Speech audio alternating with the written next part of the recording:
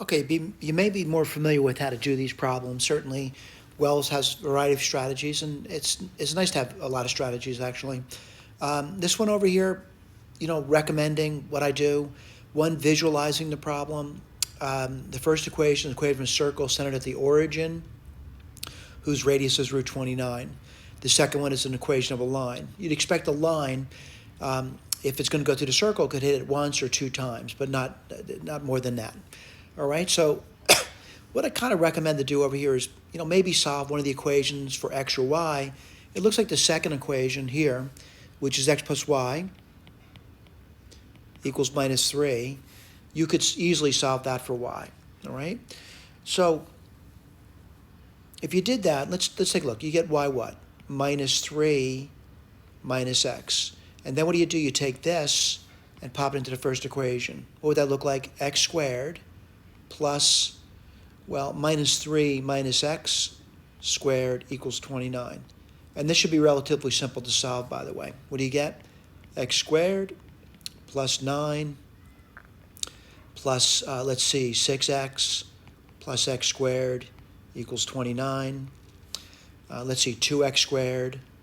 Let's see, minus 20 plus 6x equals 0. I shouldn't have arranged it that way. Let me divide through by 2, though. You get x squared plus 3x minus 10 equals 0. Relatively simple factorization, x and x, 5 and 2, plus minus. So x equals minus 5, or x would equal 2.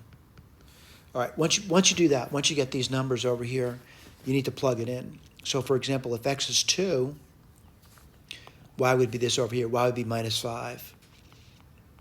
The other one is if x is minus 5, again, you're plugging in it up here. That would be minus 3 plus 5, which is going to be 2. Check your key. See if you got that in the key. Minus 5, 2. I see that. 2 minus 5. I also want to point, I give you a graph over here. Whoops. Let me do the graph for you. And the graph is over here. I do see the circle, as I said, and I do see the 2 points of intersection over here. And where are those points of intersection? Let me outline that for you. This one over here is 2, comma, minus 5. And this point over here is going to be minus 5, comma, 2. Relatively simple question, by the way. Again, visual approach, algebraic approach, very reasonable problem. Are there other ways to do the problem? Of course there are. For example, I want to point out, let's say you decide to square the second equation. What would you get there? X squared plus 2xy plus y squared equals 9. Then you subtract the 2. What would you get over there? Let's take a look at it.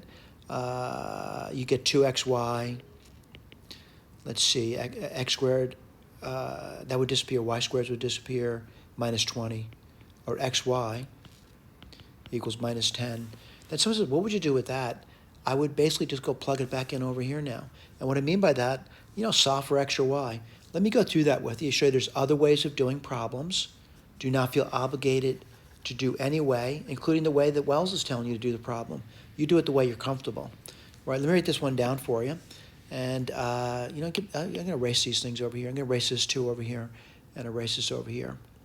All right, so we went through some stuff over here. Let's put this down. What are you going to get here? X plus, let's see, not plus, right? Because what's y? Y is actually minus 10 over x equals minus 3. Multiply both sides by x, you get x squared minus 10 equals minus 3x. X squared plus 3x minus 10 equals 0. I want to claim over here, you notice that this thing is coming back to exactly what we expected. It's coming back there. Again, the way you approach this problem, if it works for you, that's fine. If it's not working for you, look for other strategies. All right? Thank you.